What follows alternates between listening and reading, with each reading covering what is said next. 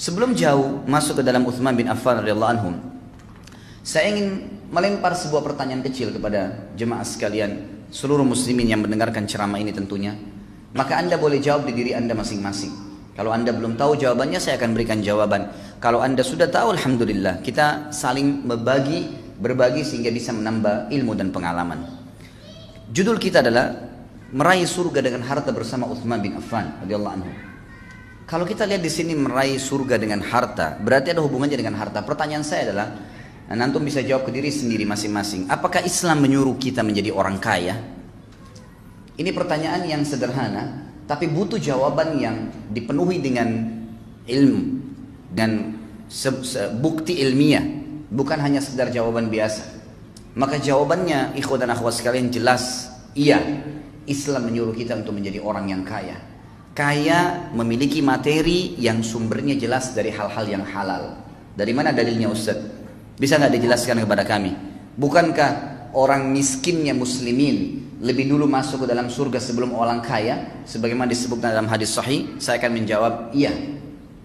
Dan ulama merincikan kenapa orang miskin lebih dulu masuk ke dalam surga, karena hisab mereka lebih cepat. Bukan berarti mereka mengalahkan orang-orang yang kaya. Sampai ulama berselisih pendapat dan ujung-ujungnya paling banyak pendapat tentang masalah mana yang lebih afdal. Orang kaya yang suka bersyukur dengan orang miskin yang suka bersabar.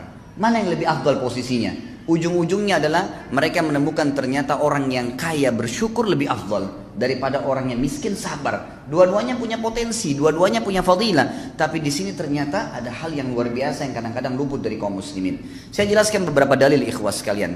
Tentu ini bukan menyalahkan teman-teman kita yang miskin, tidak. Karena Anda miskin pun bisa mengubah nasib. Karena miskin itu masuk dalam takdir ikhtiar. Masuk dalam takdir ikhtiar, itu potensi. Allah berikan waktu kita sama semuanya. Ya, samanya itu adalah 24 jam. Semua punya mata dua, punya kuping dua, tangannya dua, kakinya dua. Semua punya potensi yang sama. Waktunya sama-sama 24 jam. Sama-sama lahir dari rahim seorang ibu. Kenapa kok ada orang yang maju dan ada orang yang tidak maju? Ini yang butuh kita korek. Apa kira-kira rahasianya? Apa kira-kira rahasianya? Ternyata dalam Islam banyak sekali dalil yang mendongkrak kita untuk menjadi orang yang sukses dunia dan juga akhirat. Saya angkat pertama misalnya dalilnya, ulama mengatakan rukun Islam itu ada 5, semuanya wajib. Tetapi 5 rukun Islam ini dari syahadat, sholat, zakat, puasa Ramadan dan haji, semuanya wajib, cuma dibagi 3 lagi oleh para ulama. Yang pertama adalah wajib, tidak ada toleransi di situ, tampaknya pasti kafir. Itu adalah syahadat dan sholat. Ini jelas. Mutlak, syahadat tanpa syahadat seseorang itu dikatakan kafir. Dia tidak syahadat, oleh syahadat dia jadi muslim, kecuali lahir dalam keadaan Islam, berarti dianggap sudah terwariskan dari orang tuanya, karena otomatis orang tuanya akan selalu mengajarkan kepadanya masalah syahadat. Kalau masalah sholat, yang meninggalkan secara pembangkangan, sebagaimana ulama mengatakan hukum tarkus sholah amdan wa jahdan, sengaja dan membangkang, itu kufur. Sebagaimana sabda Nabi SAW, al-ahdu ladhi bainana bainam tarkus salah faman taraka faqad kafar. Perbedaan dasar antara kami dengan orang-orang kafir adalah salat. Siapa yang meninggalkannya maka dia telah kufur. Yang kedua, ikhwan dan akhwat sekalian, rahiman rahimakumullah, adalah rukun Islam yang wajib tapi masih bisa diganti di waktu yang lain. Kalau orang itu punya udzur syar'i, puasa Ramadan, kita tahu kalau orang musafir, sakit, wanita haid dan seterusnya, ada udzur-udzur syar'i masih bisa diganti, tapi harus diganti. Allah mengatakan dalam Al-Quran, a'udzubillahi minasyaitonirrajim, fa'iddatun min ayyamin ukhar. Gantilah di hari-hari yang lain, ada toleransinya. Yang ketiga yang jadi saksi bahasan kita, wajib tapi bagi yang mampu. Zakat dan haji. Perhatikan apa kata para ulama. Banyak orang Islam salah faham dengan 2 rukun ini. Pada saat mereka tidak punya pendapatan, mereka tidak capai nisab atau haul, nisab terutama secara khusus, masalah hartanya tidak mencapai 85 gram emas dalam 1 tahun masa penyimpanan harta, dia menganggap dirinya tidak akan pernah perlu memikirkan masalah rukun Islam ini. Nggak usah pikir zakat deh, saya tiap tahun biar terima zakat saja. Ini pemahaman yang salah. Oh, kalau pergi haji biayanya mahal, ya udah saya kayaknya nggak, udah pendapatan gaji saya cuma 1 juta sebulan, 2 juta sebulan, kayaknya saya nggak mungkin pergi haji deh, biayanya sampai 70-80 juta kalau NH plus, maka mungkin saya tidak akan pernah haji. Ini pemahaman yang keliru sekali, karena dia akan memvakumkan dirinya dan tidak mau mencapai target itu. Padahal sebenarnya seorang muslim, kata ulama, wajib baginya minimal niat. Mengatakan, ya Allah, mudah-mudahan satu waktu berdoa kepada Allah, saya dari tadinya menerima zakat, memberikan zakat. Bukan mustahil Allah ganti keadaannya. Lalu dia ikhtiar, memasang program. Kalau tahun ini saya terima zakat, tahun depan saya ingin memberikan zakat. Dengan niat yang saleh, niat yang baik, maka akan Allah SWT mudahkan jalannya. Dan dia juga akan menjadikan atau mengatur program-program agar bisa mengeluarkan zakat. Tahun depan belum bisa, tahun depannya lagi. Yang penting, ya Allah, jangan buat saya meninggal kecuali saya sudah mengeluarkan zakat. Itu sebuah niat yang tulus. Begitu pula dengan haji. Ya Allah, sebelum saya meninggal, saya ingin mengerjakan haji. Tahun depan, 2 tahun lagi, 3 tahun lagi, mulai menabung. Allah SWT berkahi. Berapa banyak orang yang menabung, ikhwah akhwat sekalian. Subhanallah, dananya baru 10 juta. Tapi karena ada temannya, ada kerabatnya yang tahu dia nabung untuk haji, lalu dilengkapkan pada tahun depannya. Sudah kamu pergi haji, saya biayain selebihnya. Itu banyak terjadi. Akhirnya kan terpenuhi rukun Islamnya dengan niat dan tekad yang baik. Ini penting sekali. Dan ini sekaligus mendobrak ya pemahaman umat Islam bahwasanya lebih baik ya dalam keadaan miskin dan susah daripada keadaan kaya. Ini pemahaman yang salah. Dan Anda semua mampu untuk keluar daripada belenggu itu sebenarnya.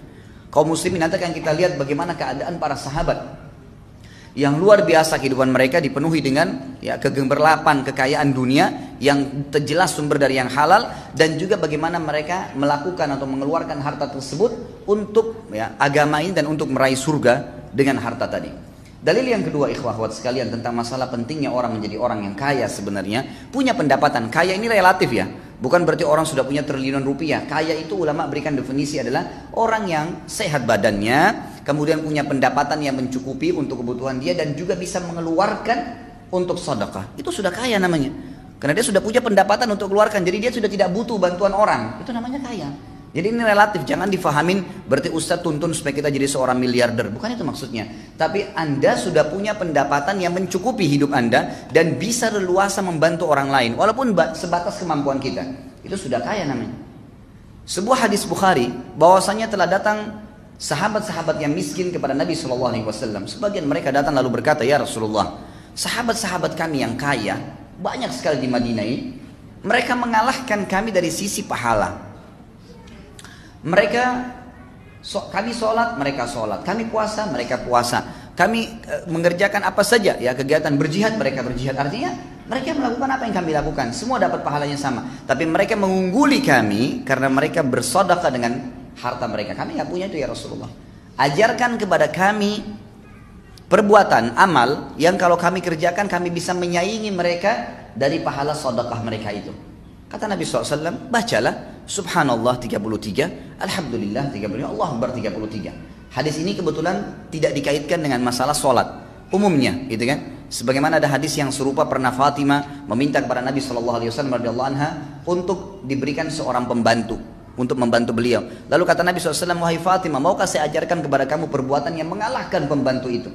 Mengalahkan, menghilangkan rasa capekmu. Bacalah Subhanallah 33, Alhamdulillah, Allah Akbar 33. Hadis yang serupa tadi terjadi pada awal saya bahaskan. Maka sahabat-sahabat miskin ini pulang lalu mengamalkan. Tidak lama kemudian dalam hadis Bukhari dikatakan mereka datang kembali lalu berkata, ya Rasulullah, sahabat-sahabat kami yang kaya mendengarkan sabda Anda dan mengamalkan juga. Artinya apa? Mereka ngalahin kali. Mereka mengalahkan lagi kami dari sisi pahala. Karena zikir itu pun diamalin sama mereka. Apa jawaban Nabi SAW? Diberikan kiat yang lain, ya, diberikan ke jalan keluar yang lain seperti tadi diajarkan zikir itu. Jawaban Nabi SAW sederhana, memotivasi sahabat yang miskin. Dzalika fadlullahi yu'tihi man yasha. Itu karunia Allah yang Allah kasih kepada siapa yang Dia mau. Maksudnya teman-teman sekalian, mintalah kalian kepada Allah agar bisa bersama-sama dengan orang-orang yang kaya itu. Coba cari karunia-Nya Allah Subhanahu wa taala, jangan vakum, bergerak. Dalam pepatah bahasa Arab dikatakan fa inna haraka barakah, fa inna fi harakatin barakah. Setiap gerak upaya Allah akan nilai dan Allah akan memberikan berkah. Yang salah kalau seorang muslim vakum, bahkan kadang-kadang subhanallah kerja di sebuah tempat yang haram, lalu mengatakan saya mau makan apa ya kalau saya keluar dari sini? Subhanal Khaliq. Lalu Anda waktu di rahim ibu Anda selama 9 bulan pernah berpikir nggak makan dari mana? Oh, ibu kita setengah mati ngunyah makanan, lalu kita mengambil saripatinya. Dia setengah mati minum yang bergizi, ya, yang bernutrisi tinggi dan seterusnya. Kita cuma ambil saripatinya. 9 bulan kita nggak pernah pikir makan dari mana. Waktu kita masa anak-anak, belasan tahun, bahkan mungkin Anda sampai SMP, SMA, itu Anda tidak pernah berpikir dari mana orang tua kita dapat uang. Kita cuma tahu butuh bayar ini, butuh beli ini dan seterusnya. Cuma mengeluh saja dan dibelikan. Dari mana Anda pernah berpikirkah dari mana uangnya? Kita makan terus bertahun-tahun. Kenapa setelah 2 tahun, 3 tahun kerja di sebuah instansi yang haram secara agama, konsekuensi tanggung jawabnya besar hari kiamat, lalu Anda mengatakan kalau saya keluar saya mau kerja di mana? Subhanallah, dulu masih bayi, belum punya titel sarjana, tidak pernah takut. Sekarang sudah sarjana ketakutan? Mana iman dan amal saleh kita? Mana keyakinan kepada Allah Subhanahu wa taala? Maka ini harus difahami ikhwan dan akhwat sekalian, bahwasanya Allah Azza wa Jalla akan menentukan dan memastikan janjinya sebagaimana Allah berfirman, a'udzubillahi minasyaitonirrajim, innallaha la yughayyiru ma biqaumin hatta yughayyiru ma bi anfusihim. Allah enggak akan ubah keadaan satu kaum sampai mereka sendiri mengubah diri mereka. Harus berupaya, berusaha, baru Allah keluarkan, gitu kan? Orang sakit, kata ulama, lebih cepat sembuh dengan dia ikhtiar. Coba tanya, konsultasi sama dokter, minum obat, ikhtiar bertanya, daripada orang yang vakum duduk tidur nanti sembuh sendiri, gitu kan? Pasti berbeda. Maka harus seseorang itu bergerak di dalam agama Islam. Ini jelas sekali. Ini jelas sekali. Baik, contoh yang ketiga, secara rasional saja saya kasih. Masjid ini sekarang, saya ceramah, antum dengar. Kita semua insya Allah dapat pahala kalau ikhlas kepada Allah Subhanahu Wa Taala. Dan semoga Allah tanamkan dalam hati kita keikhlasan itu. Hadir di masjid, sholat tahiyat masjid, kita nunggu antara sholat dengan sholat, ini juga termasuk insya Allah sampai duhur nanti, kemudian hadir di majelis ilmu, banyak sekali fadilah yang kita dapatkan nih.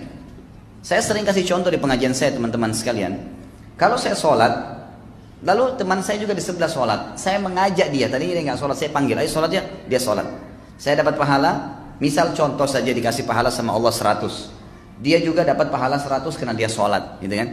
Dua-dua dapat pahala. Tapi saya karena mengajak dia dikasih pahala sama Allah 100 persis pahala dia tanpa dikurangin dari pahala dia. Plus bonus, saya dapat 200 karena ngajak orang. Tapi pernah gak kita berpikir bahwasanya orang yang bangun masjid ini panen pahala semua orang yang sholat? Artinya dari mana orang bisa bangun masjid? Dari harta, ikhwah akhwat sekalian. Harus punya uang, harus punya pendapatan, tapi pendapatannya sumbernya halal, keluarnya jelas kemana, bukan dipakai foya-foya.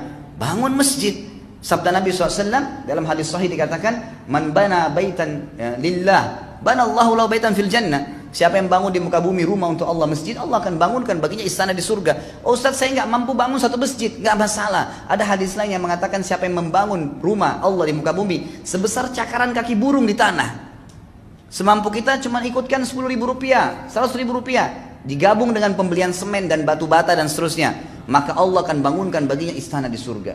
Jadi beda, orang yang menggunakan harta itu besar sekali gitu kan, dia akan dapatkan pahala. Bayangkan kalau masjid ini menampung 1.000 orang misalnya, atau 2.000 orang, setiap orang yang sholat, berapa banyak pahala yang didapatkan. Sementara tadi saya kalau ngajak teman saya 1 orang, saya sudah dapat pahala dia. Bagaimana dengan orang yang bangun masjid ini? Rumah anak yatim, perbaikan jalan, banyak sekali kegiatan-kegiatan sosial, mencetak Al-Quran, kan? Belum lagi kalau kita bicara jihad di jalan Allah Subhanahu Wa Taala. Dan ini peran yang paling besar dari Utsman bin Affan yang akhirnya membeli surga dengan hartanya.